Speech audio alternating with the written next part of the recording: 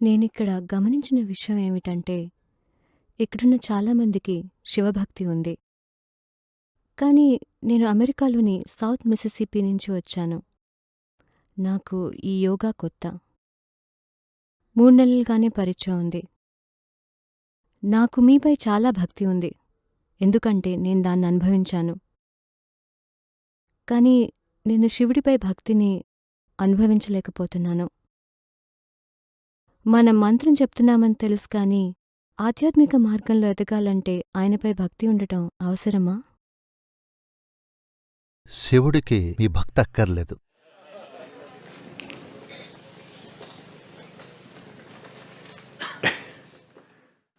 నిన్న ఎవరో నాకు ఒక వ్యాసం చదివి వినిపించారు. ఫెడ్రిక్ నిట్షే రాసిన పుస్తకం నుంచి. ఆయన పేరు విన్నారా? లేదు, ఆయన మిస్సోరీ వారు కాదు. మీరు మిస్సిసిప్పి వారా? సారీ, ఆయన మిస్సిసిప్పి వారు కాదు. ఆయన జర్మన్. ఫెడ్రిక్ నిట్షే ఏమన్నాడంటే, లేదా ఆయన పాత్ర ఏముంటోందంటే, వెలుగుని తీసుకోవటానికి ఇంతమంది ఉన్నారు కాబట్టే సూర్యుడు హుషారుగా ఉదయిస్తాడు అని. ఇదొక జర్మన్ పైత్యం. ఇక్కడ మీరెవ్వరూ లేకపోయినా సరే సూర్యుడు అదే వెలుగుతో అలాగే ఉదయిస్తాడు. అవునా కదా? ఆయన మీకోసం రాలేదు.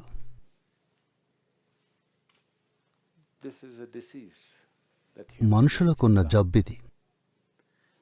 ఈ సృష్టి అంతా మనిషి చుట్టూ తిరుగుతుందనుకుంటారు, కానీ అలా కాదు.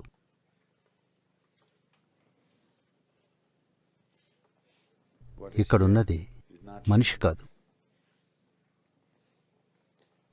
ఒక అద్భుతమైన ప్రక్రియ జరుగుతోంది ఇక్కడ. దీనికి మనిషితో సంబంధం లేదు, మానవత్వంతో సంబంధం ఉంది, కానీ అది మాత్రం మనుష్యతత్వం కాదు. కాబట్టి శివుడికి మీ భక్తి అక్కర్లేదు. కాకపోతే మీ మనసులో భక్తి ఉంటే, అసలు భక్తి అంటే ఏమిటో చూద్దాం మనం.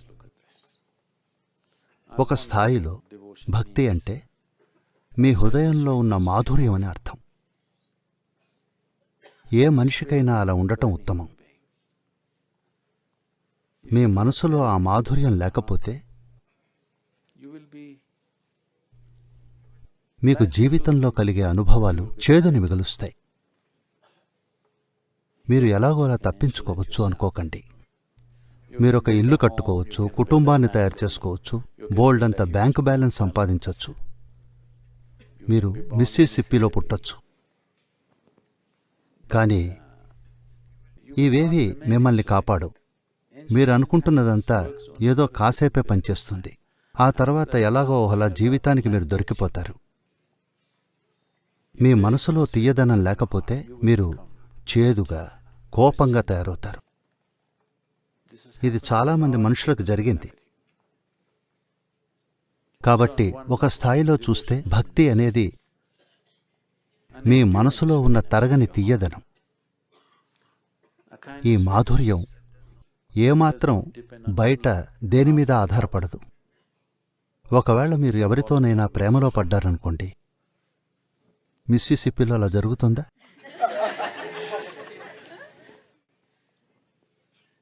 మీరు ఎవరితోనైనా ప్రేమలో పడితే మీ మనసు మాధుర్యంతో నిండుతుంది. కానీ ఎంతవరకు అంటే గ్యారంటీ లేదు. అది ఎంతో చేదుగా మారిపోవచ్చు ఈ ప్రేమ వ్యవహారం వల్ల. అవునా కదా? మనం అలా జరగాలనుకోవటం లేదు, కానీ అది జరగచ్చు. పరిస్థితుల వల్ల గాని, రోగం వల్ల గాని, మరణం వల్ల గాని, ఏదైనా నష్టం వల్ల గాని, ఎన్నో కారణాలు. లేదా అలా బోరు కొట్టడం వల్ల కూడా కావచ్చు. మీరు చాలా గొప్పగా, హుషారుగా ఉన్నారనుకున్న వ్యక్తి కొన్నేళ్ల తర్వాత చూస్తే, ఈ తప్పు నేనే చేశానా? మీరే నమ్మలేరు. ఇంకా ఎన్నెన్నో జరగచ్చు. కాబట్టి భక్తి అంటే మనసులోని తరగని మాధుర్యం. అది ఎవరి మీద ఆధారపడదు. నేను శివభక్తి కలిగి ఉండాలా అంటే ఆయనకివేం పట్టవు. కానీ మీరొక భక్తుడైతే భక్తి అనేది ఇంకో రకమైన మేధాశక్తి. మామూలు మేధస్సుకి అది అర్థం కాదు.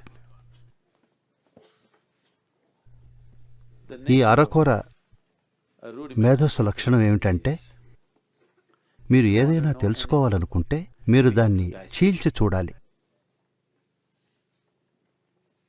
అవునా? మీకు ఎవరైనా నచ్చితే వాళ్ళని చీల్చి చూస్తారు. భౌతికంగా పనిచేయరు, చట్టం అంగీకరించదు కాబట్టి. కానీ మానసికంగా చీల్చి చూస్తారు కదా. అవునా కదా? మీరు వాళ్ళని మానసికంగా పీకి పాకాన పెట్టి మీకు అనువైన తీర్మానం చేసుకుంటారు. అది నిజమే కానక్కర్లేదు, మీకు నచ్చింది మీరు అనుకుంటారంతే. ఏదో ఒకరోజు ఆ తీర్మానం తప్పితే మీకు చేదు అనుభూతే. మేధస్సు లక్షణమే ఇది. విషయాలను వేరు చేయటం. వేరు చేయడం ద్వారా ఆ వస్తువు యొక్క ఉపయోగం తెలుస్తుంది. నేను ఈ వ్యక్తిని అంచనా వేస్తే ఆ వ్యక్తిని ఎలా ఉపయోగించుకోవచ్చో తెలుస్తుంది. కానీ నాకు తనేమిటో తెలీదు. తనని నాలో ఒకటిగా చూసినప్పుడే నేను ఆవిడ్ని తెలుసుకోగలను. వేరే మార్గం లేదు. మీరు మేధోపరంగా ఉన్న వ్యక్తికి ఒక పువ్వు ఇస్తే, మీరు పువ్వుని ఓ సైంటిస్ట్కి ఇస్తే అతను మొదట దాన్ని చీల్చి చూస్తాడు. ఎందుకంటే అందులో ఏముందో తెలుసుకోవాలి. ఒక కవి పువ్వు గురించి కవిత్వం చెప్తాడు. అతనికి దాని లోపల ఏముందో తెలియదు, దాని అవసరం కూడా అతనికి లేదు. కానీ అది అతనికి ఆనందం కలిగిస్తుంది. ఒక మార్మికుడైతే తానే ఆ పువ్వుగా మారతాడు. అతడు ఆ పువ్వు వైపు చూస్తూ తాను ఆ పువ్వు అయిపోతాడు. ఎందుకంటే అతడికి ఎవరూ పట్టించుకొని అలా కనిపించని ఒక గడ్డి పువ్వులో కూడా, అక్కడ కూడా ఆ సృష్టికర్త యొక్క పనితనం కనిపిస్తుంది. అంతేనా? అక్కడ కూడా ఉంది. అచ్చం ఇక్కడ ఉన్నట్టుగానే అక్కడ ఉంది. తక్కువగా ఏమీ ఉండదు. మీరు శ్రద్ధతో ఒక గడ్డిపోచను చూస్తే అది ఎంతో శ్రద్ధతో చేయబడిందని మీకు తెలుస్తుంది. అది ఎంతో శ్రద్ధతో, నిశిత ధ్యాసతో తయారు చేయబడింది. అది ఊరికే ఏదో అలా జరిగిపోలేదు. ఏదో ఓ గడ్డిపోచే కదా అన్నట్టుగా కాదు. ఎవరైతే సృష్టి చేశారో వారు ఎంతో జాగ్రత్తతో చేశారు దాన్ని. కాబట్టి ఒక భక్తుడి మేధస్సు అది వేరే పార్శ్వంలో ఉంటుంది. అతడు చూసిన విషయాలు వేరే ఎవరూ చూడలేరు. ఎందుకంటే భక్తి అంటే మిమ్మల్ని మీరు మర్చిపోవటమే. మీకు ఆ సత్యానికి మధ్య ఒకే ఒక అడ్డంకి ఉంది, అది మీరే. కాబట్టి భక్తి అంటే ఆ మీరు లయమైపోవటమే. అది సాధ్యపడకపోతే కనీసం ఈ మోపునైనా తగ్గించండి. మీరు ఈ చెత్తని తగ్గిస్తే మీ జీవితం ఉన్నట్టుండి ఉప్పొంగటం మీరే చూస్తారు. ఎంతగా అంటే మీరు ఊహించనంత పరిమాణంలో. కాబట్టి ఇది శివుడి గురించి కాదు, ఇది మీ గురించి.